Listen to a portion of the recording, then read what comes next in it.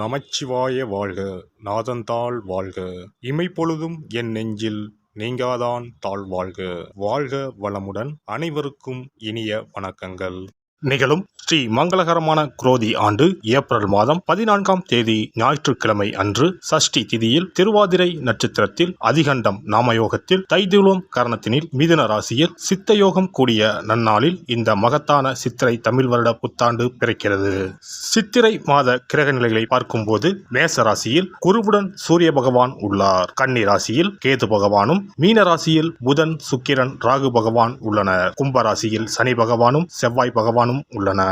இந்த ஆண்டு சித்திரை மாதத்திலேயே குரு பகவான் 12 ஆண்டுகளுக்கு பிறகு ரிஷபராசிக்கு இடப்பெயர்ச்சி ஆகிறார். 30 ஆண்டுகளுக்கு பிறகு சனி பகவான் மீனராசி சென்று ராகுவுடன் இணைய போகிறார். பிறக்கப் போகும் குரோதி தமிழ் புத்தாண்டில் 2 கிரக உச்சத்தையும் ஒரு நீசபங்க ராஜயோக கிரகத்தையும் தன்னுடைய கோச்சாரமாக கொண்டுள்ளது.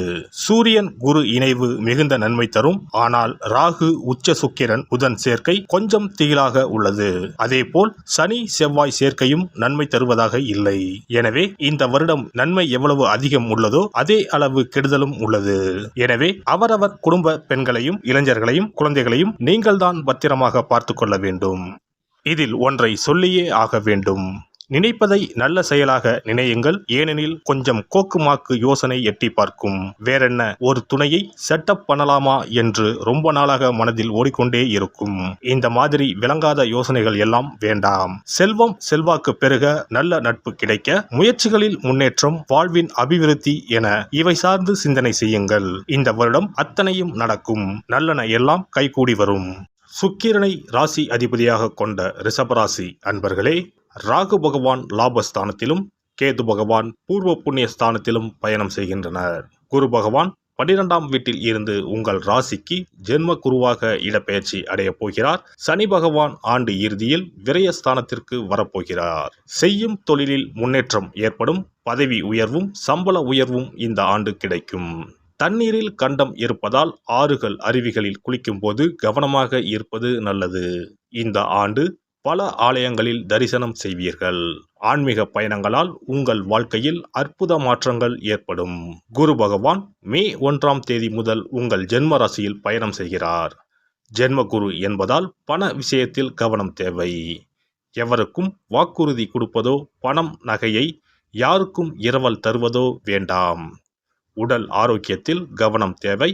அசைவ கார உணவுகளை குறையுங்கள். வீண் செலவுகளையும் தவிர்க்கவும். குருவின் பார்வை உங்கள் ராசிக்கு 5, 7, 9 விழுகிறது. குரு உங்கள் ராசிக்கு 5ஆம் வீட்டை பார்ப்பதால் திருமணமாகி நீண்ட நாட்களாக குழந்தை இல்லாதவர்களுக்கு குழந்தை பாக்கியம் கிடைக்கும். பிள்ளைகளின் பிடிவாதம் குறையும். மகளுக்கோ மகனுக்கோ நல்ல வேலை கிடைக்கும். பிள்ளைகளுக்கு சுபகாரியம் நடைபெறும். அடிக்கடி கர்ப்பச்சிதைவு ஏற்பட்ட நிலை மாறும். குழந்தைக்காக காத்திருப்பவர்களுக்கு குழந்தை பிறக்கும். பிள்ளைகளின் உயர்கல்வி நல்ல விதமாக அமையும். களத்திர ஸ்தானத்தின் மீது குரு பார்வை விழுவதால் திருமணம் கைகூடி வரும். தம்பதிக்கு இடையே நெருக்கம் அதிகரிக்கும். வீட்டில் தடைப்பட்ட திருமணம் கைகூடி வரும். அயல்நாட்டில் இருக்கும் உறவினர்கள், நண்பர்களின் உதவிகள் கிடைக்கும். அதிகார பதவியில் இருப்பவர் அறிமுகமாவார். பேசும் வார்த்தைகளில் கவனம் தேவை. உங்களின் 9ஆம் வீட்டை குரு பார்ப்பதால் வருமானம் அதிகரிக்கும். கடனில் ஒரு பகுதியை அடைப்பீர்கள். தந்தை வழி சொத்துக்கள் வந்து சேரும். பயணங்கள் சாதகமாக அமையும். பதவிகள், பட்டங்கள் கிடைக்கலாம். பெண்களுக்கு ஆடை ஆபரணம் சேரும். இளைய சகோதர வகையில் நல்லது நடக்கும். சகோதரிக்கு திருமணம் கைகூடி வரும். முக்கிய பொறுப்புகள் தேடி வரும். மனைவி வழி உறவுகளுடன் ஏற்பட்ட மனஸ்தாபங்கள் நீங்கும். கேது பகவான் 5ஆம் வீட்டில் பயணம் செய்வதால் சிலர் பழைய வாகனத்தை விற்று புதிய வாகனத்தை வாங்குவீர்கள். ஏற்றுமதி இறக்குமதி வியாபாரம் நன்றாக நடைபெறும். பெற்றோர்களுக்கு உடல்நலக் குறைவு ஏற்படும். மருத்துவ செலவுகள் அதிகரிக்கும். தொழில் வியாபாரத்தில் முன் யோசனை தேவை. மற்றவர்களின் பேச்சை கேட்டு புதிய துறையில் முதலீடு செய்ய வேண்டாம். உத்தியோகத்தில் வேலைப்பளு அதிகரிக்கும். அரசு வேலை, பதவி உயர்வுக்காக தேர்வு எழுதி வெற்றி பெறுவீர்கள். வெளிநாடு செல்லும் வாய்ப்பு தேடி வரும். மாணவர்கள் பாடத்தில் கவனம் செலுத்தவும். அதிக அக்கறையோடு படித்தால் மட்டுமே வெற்றி கனியை ருசிக்க முடியும். சிலருக்கு கல்வியில் தடை ஏற்படும். குரோதி புத்தாண்டில் ரிஷபராசிக்காரர்கள் திருச்செந்தூர் முருகனை தரிசனம் செய்வது நல்லது. சஷ்டி கிருத்திகை நட்சத்திர நாட்களில் பாலாபிஷேகம் செய்து வழிபட பாதிப்புகள் குறையும், சங்கடங்களையும் சவால்களையும் எதிர்கொண்டு சாதிப்பீர்கள். குரோதி ஆண்டு ரிஷபராசிக்காரர்களுக்கு சாதனைகள் நிறைந்த ஆண்டாக அமையப் போகிறது. சிறப்பு பரிகாரம். செவ்வாய் தோஷம் நீங்க செய்ய வேண்டிய பரிகாரங்கள் என்னென்ன, வழிபட வேண்டிய தெய்வம் யார் என்பதனை பற்றி காண்போம். நவ கிரகங்களில் சூரியனுக்கு அடுத்தபடியாக செயல் ஆற்றல் உள்ள கிரகம் செவ்வாய். ஆளுமை திறன், ஆற்றல், வீரம், அதிகாரம் செய்தல், வளைந்து கொடுக்காத தன்மை, தர்மம், நீதி, நேர்மை, நியாயம் போன்ற அம்சங்கள் கொண்ட கிரகம் செவ்வாய். செவ்வாய் பலமாக இருந்து நல்ல ஆதிபத்தியம் பெற்று அவரது தசை நடக்குமானால் சகோதர சகோதரிகள் மூலம் பெரும் அனுகூலம் ஏற்படும். பெரிய பதவிகளில் உள்ளவர்கள், தொழில் அதிபர்களின் தொடர்பு கிடைத்து அதன் மூலம் முன்னேற்றம் உண்டாகும். பலமற்ற ஆதிபத்தியம் பெற்று தசை நடக்குமானால் கீழே விழுவதும் அடிபடவும் நேரிடும். வாகன விபத்துக்களை சந்திக்க நேரிடும். இரத்த காயங்கள், வெட்டுக்காயங்கள், இரத்த சம்பந்தமான நோய், சித்தப்பிரமை, தலையில் அடிபடுதல் போன்றவற்றை ஏற்படுத்துவார் செவ்வாய் பகவான்.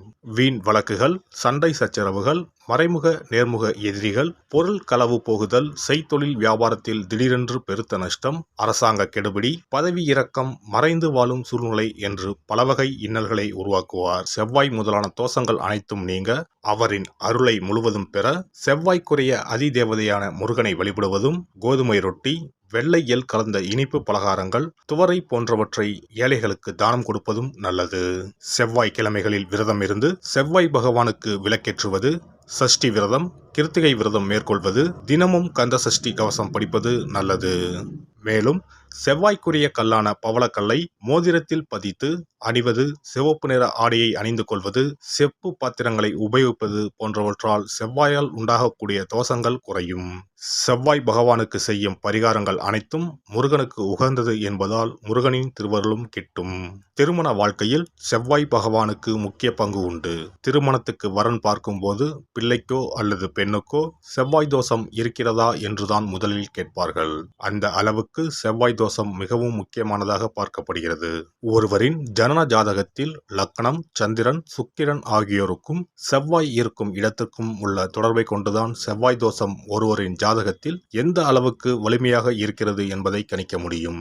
செவ்வாய் தோஷம் இருக்கிறது என்றால் நம்பிக்கையோடு மிக எளிய பரிகாரங்களை செய்வதன் மூலம் தோஷ நிவர்த்தி பெறலாம். செவ்வாய் தோஷம் என்பது திருமண தடையை ஏற்படுத்துவது மட்டுமல்லாமல் மேலும் பல இடையூறுகளையும் ஏற்படுத்தும். எனவே செவ்வாய் பகவானை செவ்வாய் தோறும் செவ்வாய் ஹோரையில் வழிபடுவதும், செவ்வாய்க்குரிய கடவுளான முருகப்பெருமானை 9 நெய் தீபம் ஏற்றி வழிபடுவதும் செவ்வாய் தோஷத்தினால் ஏற்படக்கூடிய அசுப பலன்களின் தாக்கத்தை பெரிதும் குறைக்கும் என்பது ஐதீகம். செவ்வாய் தோஷம் ஒருவருக்கு இருந்து ஒருவருக்கு இல்லை என்றால் திருமணம் செய்யக்கூடாது என்பது சாஸ்திரம். இருவருக்கும் இந்த தோஷம் இருந்தால் திருமணம் செய்து வைக்கலாம் என்று சிலர் சொல்வார்கள். ஆனால் பொதுவாக தோஷம் ஒருவருக்கு இருந்தாலும் சரி அல்லது இருவருக்குமே இருந்தாலும் சரி, தக்க ஜோதிடர்களை ஆலோசித்து முறைப்படி பரிகாரங்கள் செய்வதுதான் சரி. செவ்வாய் தோஷத்தால் திருமண தடை உள்ளவர்கள் வைத்தீஸ்வரன் கோவிலுக்கு வந்து அரச மரத்தடி விநாயகர் ஆதி வைத்தியநாதரை வழிபட்டு ஆலமரத்தை சுற்றி வர வேண்டும். வைத்தியநாத சுவாமி, தையல்நாயகி அம்மன், செவ்வாய்க்கு அதிதேவதையான முருகப்பெருமானை வழிபட வேண்டும். சன்னதியில் உள்ள செவ்வாய் பகவானுக்கு சிகப்பு வஸ்திரம் சாத்தி அபிஷேகம் செய்து பரிகாரம் செய்ய தடைகள் நீங்கும். இந்த வீடியோ பதிவு உங்களுக்கு பிடித்திருந்தால் லைக் பண்ணுங்க, கமெண்ட் பண்ணுங்க, ஷேர் பண்ணுங்க, மறக்காம சப்ஸ்கிரைப் பண்ணுங்க, பக்கத்துல இருக்கிற பெல் பட்டனை கிளிக் பண்ணுங்க. நன்றி, வணக்கம். ஓம் நமச்சிவாய. சிவாய நம.